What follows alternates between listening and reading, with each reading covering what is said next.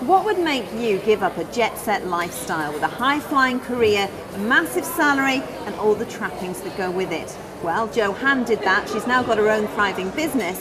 Jo, tell us about your job.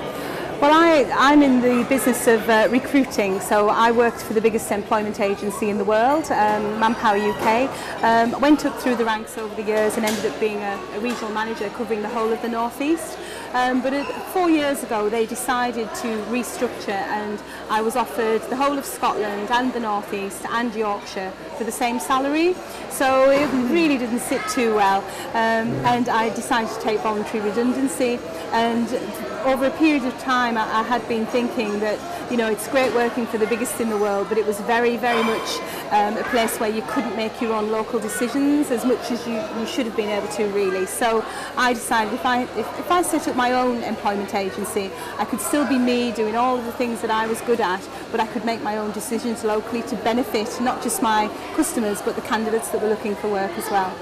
Now, setting up your own business is no easy thing to do. No. But you're there now. I mean, $1 million turnover in the first year. How easy was it to do that and juggle the family? Well, I started off from home. I was lucky I had an office at home anyway, so I started off from home, just hit the phone and made, I think, 1,000 telesales calls in the first month, and I was billing within a couple of days. I was billing clients for services within a couple of days, and within 3 months I'd made enough money to employ a member of staff and to move out of the house and rent offices.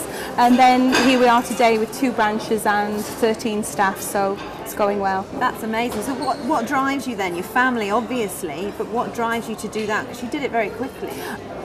I'm very competitive. Money doesn't motivate me, success does. I like to be the best at what I do, and I am very, very driven by that every day. You know, it's stronger, faster, better than everybody else. That's my daily motivation, if you like. So how has your life changed? My life's changed in that I now have control of where I am going to be when I want to be there. So I'm used to having a diary and having to be able to say, well, I'm in that place that day and so on. But what's different now is, yes, I might work longer hours because I have my own business now, but during the day, if I decide to go and see my children on their sports day or go to the school play, I can do that and I can catch up on an evening. I couldn't do that when I was employed all of the time. So it's not just your life that's changed, it's the kids as well, and presumably your partner too. Yeah, and it's on, my life is now, you know, family-based and work-based, but on my terms, not on an employer's terms, and that's been a significant difference. Have you experienced highs and lows, or has it all been plain sailing since you set up? There is highs, there's a lot of lows, but in the recruitment business, that's the way the recruitment business is described. There's lots of highs, but there's lots of lows.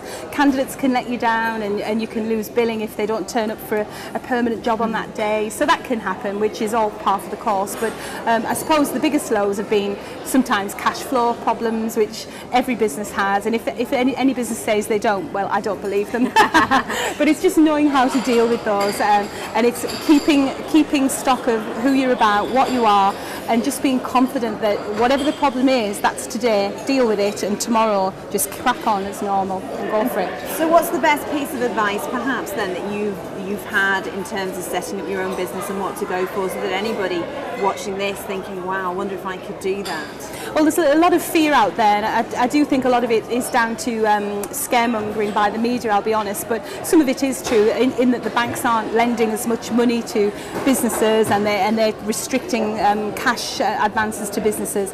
What I did when I set up my business, and it was just something that came to my mind that I felt was the right thing to do for me, I approached 3 banks and asked to go and present to those 3 banks on the basis that I would decide which bank I wanted to work with.